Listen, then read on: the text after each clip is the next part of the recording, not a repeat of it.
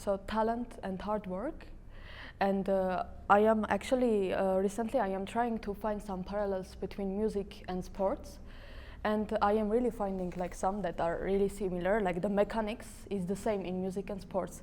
But there is something like in sports, okay, for example, I am often watching tennis and talent matters there so much, but it is very famous also the matter of hard work, and a lot of like very famous and great sportsmen are speaking about it and raising about it and explaining that the journey would not be possible without hard work.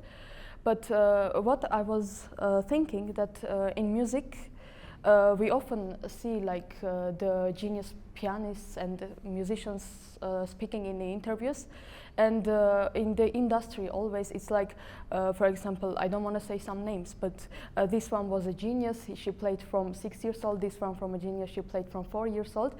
And like mostly the majority of the musicians are like this, like we only hear, okay, she was a genius, she was a talented, and when she was 4 she was playing Tchaikovsky concerto, for example. And not often in our industry it is, we are talking about hard work. And my question is, does it work, does it matter in our profession too, and can it change mountains also, can it move mountains, or can like someone who is not really as fair talented as like Martha Argerich, let's say, can she succeed? Can she, I don't know, go to some level?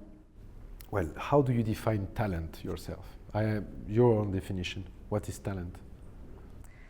I think it's with your nature, and where does it come from? God? I believe from nature, no. Like as you are. Okay, but you know, it's if there is something irrational. Even when you take a philosopher like Kant, he would not discuss God because it's not rational. So he cannot include it in his philosophical system. If there is part of the talent that would come from nature or God, it's unexplainable and there's nothing we can do about it. So we should not even think about it. You know, we should not lose any cell to think about this thing. Honestly, I don't think that this part is so big as we pretend. I think that most of it is what we call talent is actually a certain kind of curiosity that you develop at a young age. Not all the same children are as curious. This is a fact. Some are more curious than others. Some already understand that what they prefer in life is to enjoy themselves and feel comfortable. But there will be one of them in the middle of the school during a break that will be in a corner and get concerned about something. He could enjoy his free time as the others, but he's not. He wants to work on an idea, and he has got more curious than the others about something. How would you explain that? It's just a matter of sensitivity, I would say, that some sensitivities they prefer to, when they have free time, to enjoy themselves watching Netflix, and some others, when they have free time, they open a book of literature. It's a matter of sensitivity. And you cannot say one is better than the other. It's different kinds of approach of life and how you deal with your time. What we call talent is, for me, mostly curiosity that becomes then an obsession. At first, the first stage is curiosity. Then it's like an illness, like a cancer. There is several stages, and sorry to talk, because there can be beautiful illnesses, like falling in love, for example, a beautiful illness. So there are different stages. Also, like falling in love, there are different stages. The second stage after curiosity is obsession. And after obsession, most of the people who are more curious and obsessed than others, after this stage, they drop. They abandon because it's too intense.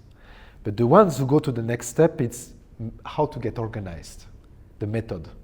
So what we call talent, in most cases, and even before talking about hard work, is curiosity, obsession, and how to get organized with all this. Even before the hard work. Because if you don't get organized and try and find a balance in life, dealing with your passion for music, for example, and all the daily things, if you don't get organized with that, you will drop. You will get and you will not reach the next stage. Curiosity, then you get invaded by the things that make you passionate, and it takes more and more space. So sometimes somebody is talking to you, you don't even listen. So you need, if you want to have a social life and if you want to, you need to get organized to allow enough time for yourself to be concentrated on your passion and your obsession. but still sometime when you will put attention to the others and the other things in the world, right?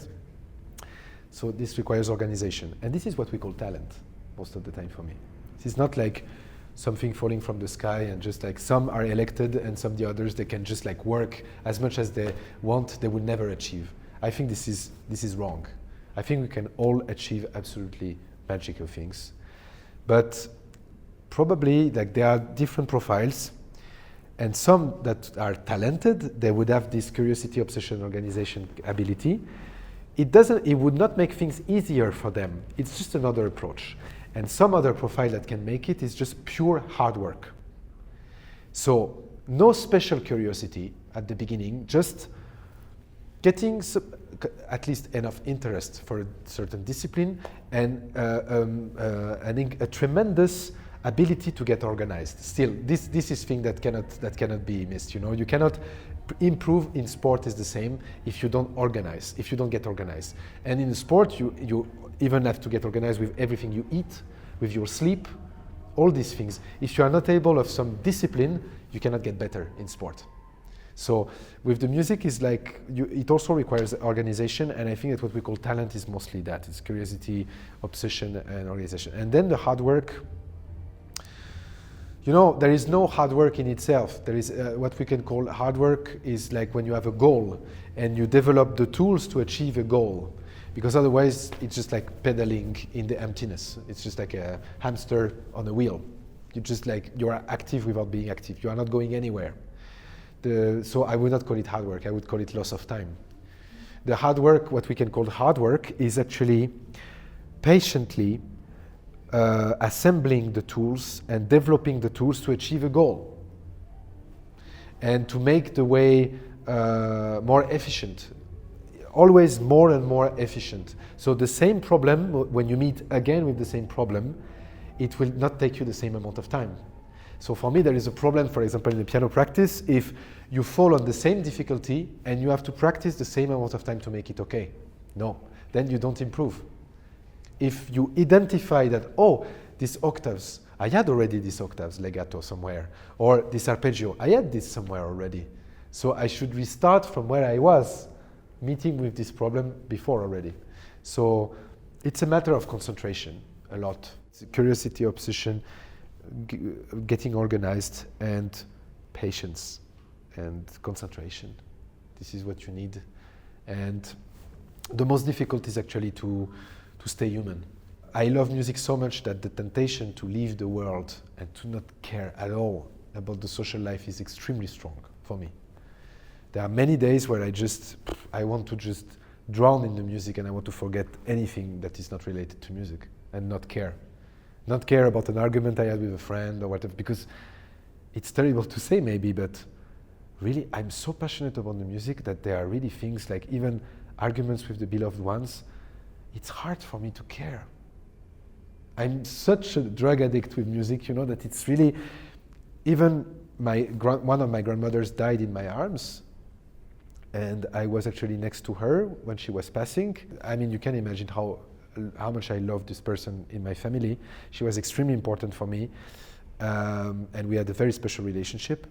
But there, when she was passing, still I was obsessed with a musical idea, and I was not totally present. And it was not escaping. I was very conscious of where I was, but I was so much taken by the music that I was not totally there. I know that there would be two different kind of people. The ones who would find me awful. Oh, how heartless you are. You are unable to care for somebody you love. And the other people who would say, wow, something so powerful that you can even like fly away from such a situation. And yeah, this is the case. So for me, the most difficult part is actually to get organized, to still have the possibility to have to drive a car, to go buy food in a supermarket without being lost halfway because I'm taken by a musical idea and then I'm frozen and I cannot move. Or in the middle of a very important conversation with somebody, to keep the thread of the conversation and not let myself be taken, because I always have music in the back of my mind, always. And getting organized with this is very difficult. I went for the music, but it's like it was so powerful that it was like I didn't have really the choice. But still, I had the choice. And I know a lot of talented people, like that they were curious and obsessed about music, but it was too intense for them, so they just dropped. And they just jump away from the music craziness and say, no, I cannot live with this. You know, this is hard because how to be really a full-time musician, because as musicians, it's not only when we are practicing, it's not only on stage, it's all the time. So how to be a full-time musician and grow a family? I was not yet able to do that, you know. It's very challenging for me. I would like to be able, but I'm not yet able because it's too much for the music. So getting organized is, what I would call talent is about these things. Yeah, and right now I have a new question because you said this escaping stuff. I always thought, like when I am looking from aside to us, it seems to me that us classical musicians, between us and the world, there is a wall separating. Mm-hmm. And I always asked why. And I also have this mentality of escaping, and I only do music. And then I started thinking, like, yes, really, why our profession is underrated? Maybe because of this, maybe because we are getting ourselves far from the world. And this is why our profession, it is not so famous. Like, for example, let's say Marta Argerich is so famous. But if we judge like from Marta Argerich and someone from another profession, less, like, achieved less than her, but maybe all the world knows her more than Marta Argerich, then if I go out and I tell someone, you know Marta Argerich, she would not know. But if I tell, you know, I don't know, an actor, she would say yes. And I was always thinking, yeah, actually our profession deserves to be more. Why is it is not? And I always thought maybe this is the matter, that we are keeping ourselves far. I'm not so pessimistic. I'm not so how to say this. I'm not so criticizing, skeptical about about the place that classical music has in our world. I think that it cannot be better, actually, because if it was more widely recognized, it would not be the same. So I think that we as musicians should do anything we can to open this wonderful music to as many people as possible without limitation, because this music is for everyone. But the fact that only a very minority of the population is really concerned about this kind of music is, for me, completely normal. And we can do a bit about that. There are some ears, some audience, some hearts to reach, to convince, but we cannot do more than just be fully musicians and fully passionate about what we are doing. We cannot change the world about that. There is no, of course, there will always be more people looking football match than a concert of Marta Argerich. There is nothing you can do about that. And we don't have the time here, but I think that if we have like a deep philosophical sociology conversation, there are very strong arguments to explain why it is like this. Mm-hmm. There are reasons for that, really. How much you have to invest in classical music for this to become rewarding, and how much you have to invest being a spectator of a football game for this to be rewarding. It's not the same. Also, why there are less people reading books than watching films? It's exactly the same. To have a cinematographic rewarding experience is very easy. You just have to sit and watch. To have a rewarding reading experience is more difficult. You have to invest in the book you are reading. If you are not investing your time and patience and concentration, then it cannot be rewarding. It's the same. Classical music is literature. We should never forget that. It's written music, it's literature.